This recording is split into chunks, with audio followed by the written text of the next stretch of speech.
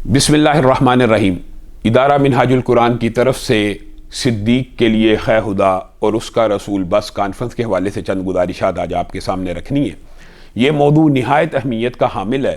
معاشرے کے اندر صحابہ کرام کی تقدیس اور عظمت کے گن گانا یہ ہر مسلمان کا ایک فریضہ ہے۔ رسول اللہ صلی اللہ علیہ وسلم کے اصحاب کا جو مقام و مرتبہ بالعموم وہ ایسا ہے کہ رسول اللہ صلی اللہ علیہ وسلم نے فرمایا کہ عالم ارواح میں اللہ رب العزت نے سب سے متبرک اور مقدس دل دیکھے، ان کو نبوت عطا کی اور کائنات کا جو سب سے متقی دل تھا اس کے اوپر تاج ختم نبوت کو رکھ دیا۔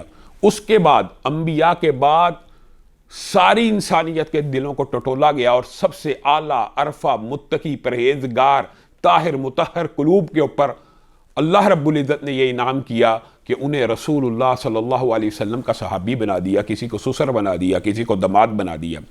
اسی طرح رسول اللہ صلی اللہ علیہ وسلم کے صحابہ کا یہ مقام و مرتبہ ہے کہ قیامت تک کے پیدا ہونے والے جتنی مرضی نیکیاں کرتے رہے، ایک شخص اٹھے احد پہاڑ سے زیادہ سونا چاندی خرچ کر لے، وہ کسی صحابی کے آدھ ہاتھ کے آٹے کا بھی مقابلہ نہیں کر سکتا۔ تو وَكُلًّا وَعَدَ اللَّهُ الْحُسْنَى، رسول اللہ صلی اللہ علیہ وسلم کے صحابیوں کو یہ شرف حاصل ہے کہ اللہ رب العزت نے ہر ایک سے جنت کا وعدہ کیا، اور اسی پر بس نہیں، جس نگاہ نے، جس نظر نے، جس آنکھ نے رسول اللہ صلی اللہ علیہ وسلم کے چہرے کو دیکھا، اس آنکھ کے اوپر جہنم کی آگ کو حرام کر دیا گیا۔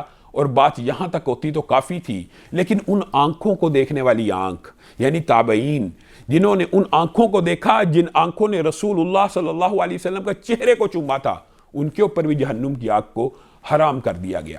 بنیادی طور کے اوپر بے شک یہ صحابہ سارے کے سارے جنتی ہیں، لیکن ظاہر ہے جس نے زیادہ عرصہ گزارا اس کی صحابیت کا ٹائم پیریڈ زیادہ ہے اور مقام و مرتبے میں تفاوت ہو سکتا ہے، لیکن صحابیت کے درجے میں وہ برابر ہیں۔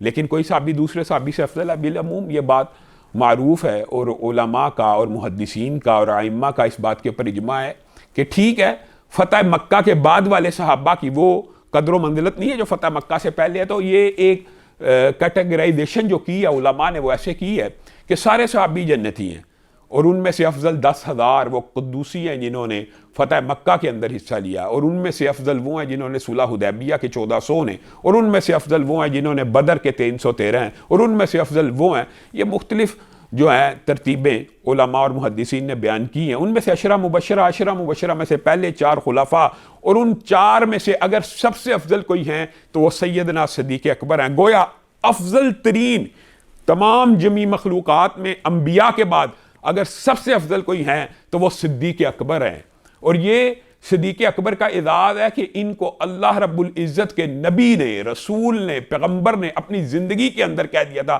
انت عتیق اللہ من النار۔ ان کا ایک لقب عتیق بھی ہے۔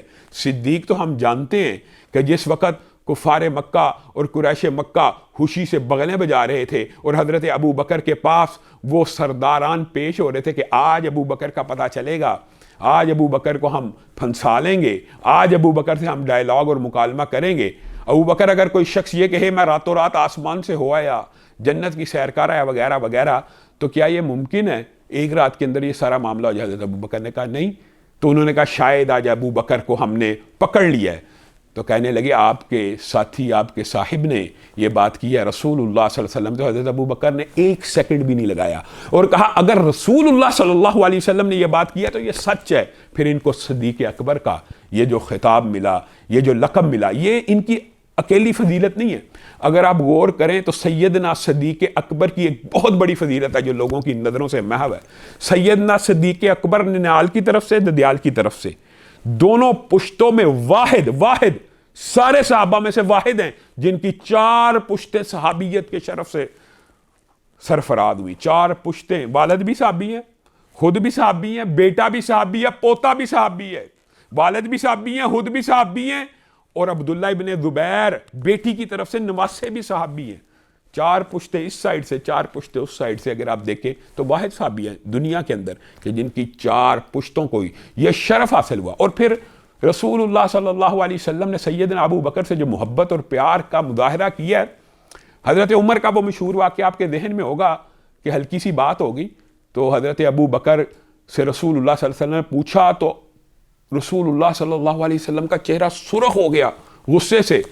गुस्से से सुरह हो गया तो हज़रत अबू बकर घबरा के कहने लगे, अल्लाह के रसूल गलती मेरी थी, अल्लाह के रसूल गलती मेरी थी। लेकिन रसूलुल्लाह सल्लल्लाहु अलैहि वसल्लम ने वो तरीही अल्फाज कहे, फ़हल अंतुम तारिकूली साहिबी, फ़हल अंतुम तारिकूली साहिबी। जिस वक़्त तुम मेरी तकदीब किया करते थे, अबू बकर मेरी तस्दीक किया करता था। जिस वक़्त दुनिया ने मेरे पर से माल रोका हुआ था, अबू बकर मुझे माल से भी मुआवनत किया करता था। क्या तुम मेरी वजह से इसको तंग करना छोड़ नहीं सकते? क्या मेरी वजह से इसको तंग करना छोड़ नहीं सकते? और इमाम बुखारी ने बुखारी के अंदर 17 मरतबा सैयदना अबू बकर की फजीलत की अहादीस को रकम किया। और वो अहादीस अगर आप गौर करें तो आपको ये खुद ब खुद अंदाज़ा हो जाएगा उसमें से एक हदीस कितनी अजीब है। रसूलुल्लाह सल्लल्लाहु अलैहि वसल्लम ने कहा, मुरू अबा बकर फलयुसल्ली बिन्नास, अबू बकर को आगे किया जाए, लोगों का इमाम बने, लोगों को नमाज पढ़ाए। हज़रत आयशा भी बयान करती है, मुख्तलिफ रवायात को अगर आप जमा करें कि अबू बकर कमज़ोर दिल के हैं, उमर को आगे कीजिए, वो आपके मुसल्ले पे खड़े हो गए, रिक्कत तारी हो जाएगी। तो रसूलुल्लाह सल्लल्लाहु अलैहि वसल्लम ने फरमाया था, या अबल्लाहु वल मुमिनून, या अबल्लाहु वल मुमिनून, या अबल्लाहु वल मुमिनून, अल्लाह भी और मोमिन भी अबू बकर के अलावा किसी की इमामत को नहीं मानेंगे। हज़रत अबू बकर की खिलाफत के इशारे रसूलुल्लाह सल्लल्लाहु अलैहि वसल्लम ने अपनी ज़िंदगी में दिए, अपनी ज़िंदगी के अंदर उनको मुसल्ला इमामत के ऊपर खड़ा कर दिया। और फिर भी अगर कोई हरदा सराई करे तो ये बड़े अफसोस की बात है। और अल्लाह रब्बुल इज़्ज़त की ये सुन्नत है, वइज़ा क़ील लहुम आमिनू कमा आमन अन्नास क़ालू अनुमिनु कमा आमन अस्सुफ़हा। अल्लाह की ये सुन्नत है, कोई सहाबी के बारे में अगर कोई हरदा सराई करे, कोई जुमला बोले तो वही जुमला उसकी तरफ लुटा दिया जाए। अल्लाह ने कहा, तुम सहाबा को बेवकूफ़ कहते हो, तुम सबसे बड़े बेवकूफ़ हो, तुम सहाबा का ठट्ठा उड़ाते हो। अल्लाहु यस्तहज़िउ बिहिम, अल्लाह तुम्हारा ठट्ठा उड़ाता है। गोया सहाबा के बारे में अपनी ज़ुबानों को लगाम देने की ज़रूरत है। सहाबियत वो शरफ़ है, वो मंज़लत है कि इंसान उसको नहीं कमा सकता। अब रसूलुल्लाह की ज़िंदगी में जो उनके, और ये भी आप हैरान रह जाएंगे कि तमाम मुहद्दिसीन उलमा का इजमा है कि सिद्दीक़ अकबर को जो सहाबी लक़ब मिला है, जो सहाबियत का, वैसे तो हम शरफ़ तमाम सहाबा को देते हैं, लेकिन नाम लेके अल्लाह रब्बुल इज़्ज़त ने सहाबी किसी को कहा है कुरान पाक के अंदर, तो वो हज़रत अबू बकर है। हज़रत अबू बकर की फजीलत की कितनी बड़ी दलील है। सानी यसनैनी इज़ हुमा फिल गारी इज़ यक़ूलु लिस्साहिबिही ला तहज़न इन्नल्लाह माअना। अल्लाह ताला ने अबू बकर का जिक्र कुरान पाक में महफूज कर दिया। और अबू बकर उमर वो हैं जिन्होंने रसूलुल्लाह की ज़िंदगी में उनके साथ मुताबियत की, रसूलुल्लाह की उम्र में भी मुताबियत है, रसूलुल्लाह की कब्र में भी मुताबियत है।